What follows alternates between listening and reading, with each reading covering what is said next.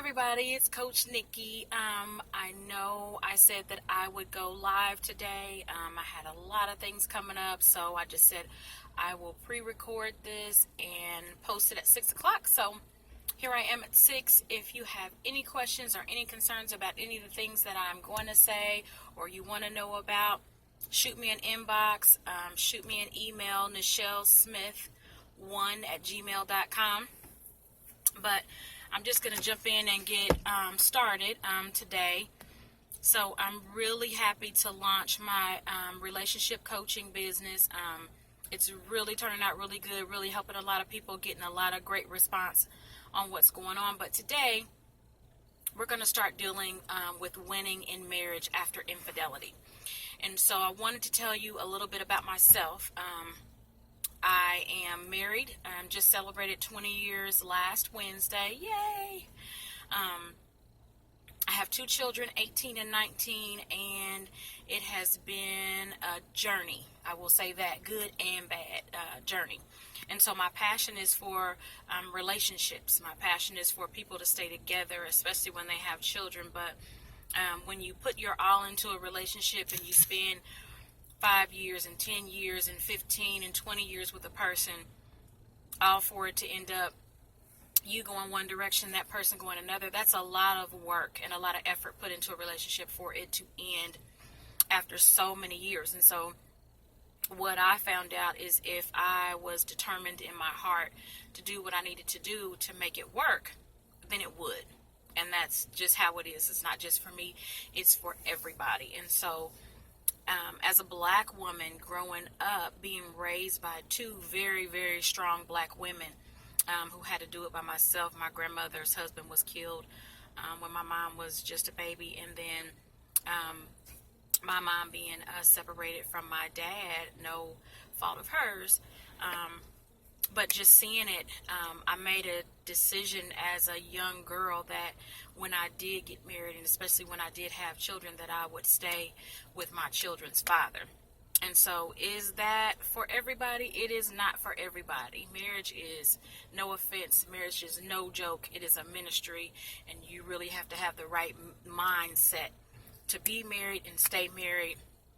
And always look for the end result. You have to keep the end result as a prize. It's something that you think about on a regular basis. And so, like I said, I've been married for 20 years. My husband and I have had a lot of ups and downs. We've gone through a lot of things, and I'm going to share a lot of those things with you guys. But in our journey, we have dealt with infidelity. And so the first thing I want to say about infidelity is a lot of people will say, well, if you were doing your job, your spouse wouldn't have went elsewhere. And if you were doing this, and I hear them put it on the spouse who is loyal and has stuck in there with the relationship. Scratch all of that. Infidelity has absolutely nothing to do with the spouse who has been loyal to the relationship. Infidelity always has to do with some insecurities in both partners or in the partner who commits adultery. It always has to do with that.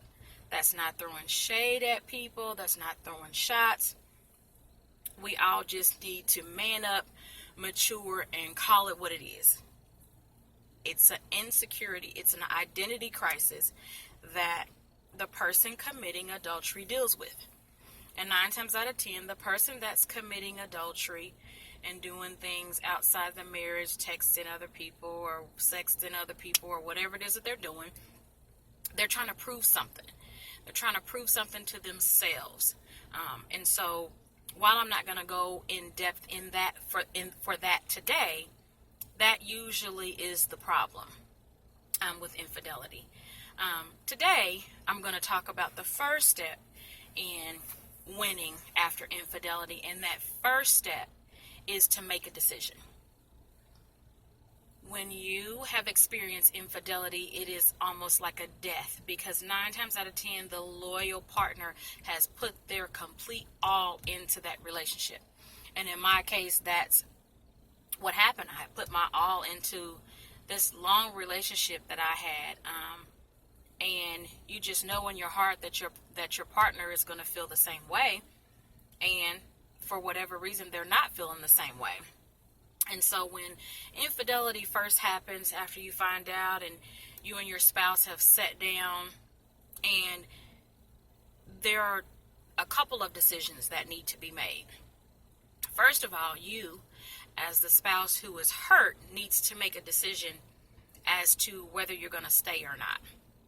For me, the way I made the decision, I believe in God, and I had to pray and ask God to show me the heart of my partner. Because I believe if you don't know the heart of your partner, you set yourself up for failure over and over and over again. So the first thing you need to do as the hurt spouse is to figure out if your partner is true, if your partner really desires to make the relationship work, or are they in a place where I just want to continue to find who I am, but I'm going to stay married to you because I don't want you to go anywhere. No, see, you can't hold people's lives up like that. You don't have the right to do that. So you, as the partner who has been hurt, you have to make a decision. The decision might hurt, but you have to make a decision for yourself. Is my partner staying in this marriage because they don't want me to go anywhere, but they still want to pursue other people?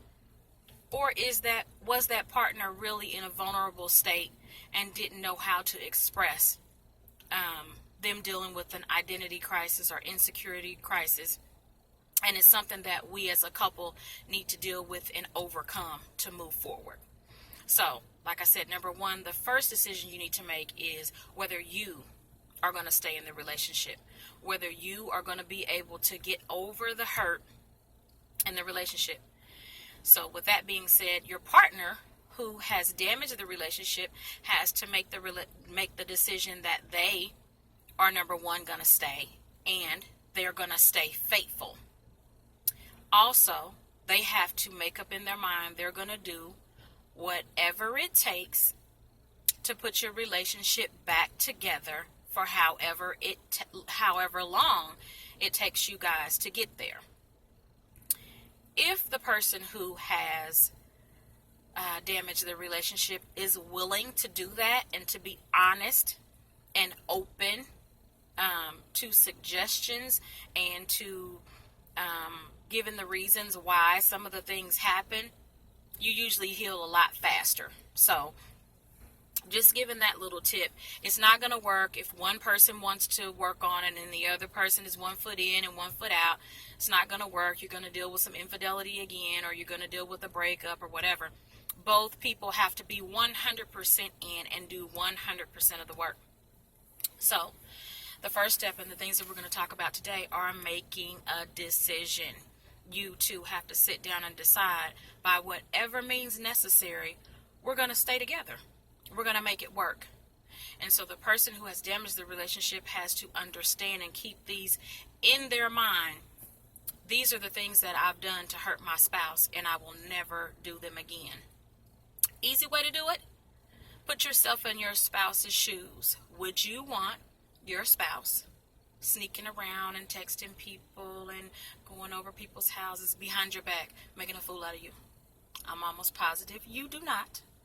And so whenever you feel like you're entitled, because that's one of the thoughts that spouse who has damaged the relationship has, I'm entitled to have friends of the opposite sex. I'm entitled to go out and hang with my buddies 4 nights out of the week and come in at 3 or 4 o'clock in the morning. You're not entitled. You're not marriage material. If you still want to hang out 4 nights out of the week till 4 o'clock in the morning, stay single. Don't destroy somebody's life, because when you get married, it's a commitment. We all know it. Nobody's ignorant to the fact. I hate to hear adults say, well, I didn't know if I got married, I'd have to stop it. We're grown-ups. We're not talking about kids being married. We're talking about grown-ups. You know, when you make a commitment to somebody, you probably won't be able to hang out until 4 o'clock in the morning, 4 days a week with your buddies or your girlfriends. Not happening. You won't have a good marriage. I know that. So, with that being said, make a decision as to whether you two are going to stay together, and then make the decision to do whatever you need to do by whatever means necessary to stay together. So after you've made that decision, then you need to make a decision to see a marriage counselor, a psychiatrist, whatever you need to do to sit down and get those feelings out. That's what you need to do. The spouse that has damaged the relationship needs to be open to explain to the other spouse who was hurt, because there's going to be some questions. How did this happen? Don't clam up now because you were the one running around. You need to let your spouse know how this all came about. They're going to have questions and you're going to have to get them out. What I do not suggest is you continue bringing those things up. After about a week or so, let your spouse ask all the questions that they want to ask, and you answer them openly and honestly. After about a week, let it go. Don't keep reliving what happened. I know you're going to keep having questions and things are going to come up. Well, last Saturday you were acting kind of weird, and was that the Saturday? Let it go. Let it go. If you've made up in your mind that you're going to stay with your spouse, you as the partner who has been hurt, you have to give your spouse a chance to make it right. Is it going to be easy for them to make it right? It's not. But you need to give them a chance to make it right. So, make the decision whether you're going to stay together, what you're going to do, because you can't sweep it under the rug. That's the mistake that most people make. We're just going to act like it didn't happen. Well, it did happen. And just like when your kids mess up and they do something, we don't act like it didn't happen. We figure out a solution and we move from there. And so everybody's solution might not be the same, but they should be fairly close. Make a decision to go see a marriage counselor. After you either see a marriage counselor or you guys sit down and talk it out, it's always good to have a coach, someone who's going to coach you into moving forward. A counselor, a therapist, are people who deal with things that have happened in your past so you can move forward. A coach is a person who starts from where that therapist left off and they take you forward. And so in the weeks to come, we're going to break down the different stages of infidelity and what to do and which direction to go. But in this first week, I need for you guys to take some time and decide whether you're going to stay together. Does that mean that happens overnight? Sometimes you have to separate. Sometimes you might have to separate. Some people, it takes them a couple days. Some people, it takes them a few weeks. I don't suggest you go into months because when you're married, you're one. So you need to be making plans to stay together, not figuring out how you can be separate. That's a no-no. So if you have to take a couple of days, even if you live in the same house, if you have to take a couple of days and not really conversate or converse, or you just need time as the hurt spouse to sit and try to get yourself together, take that time. But I do suggest that you allow your spouse to try to help you to heal. And the spouse that has put a damper on the relationship, it is your job to do everything that you can possibly think of to make that spouse heal. In making the decisions, spouse who has broken this relationship, you need to make up in your mind that whoever that you were seeing or dating, or the people of the opposite sex and best friends of the opposite sex and all that, you need to make a decision that at least for a while, you need to cut all those people off. You need to cut all those people off because you don't want to have any distractions. Any friends that are single and do not respect marriage, you need to cut all of those friends off. I suggest for at least 30 days, probably longer than that, but for at least 30 days, all you need to be doing is going to work and coming home, making sure your spouse feels better. You don't have time to do anything else. If you're doing things or recreation things on the weekend, it needs to be with your spouse if your spouse feels up to it.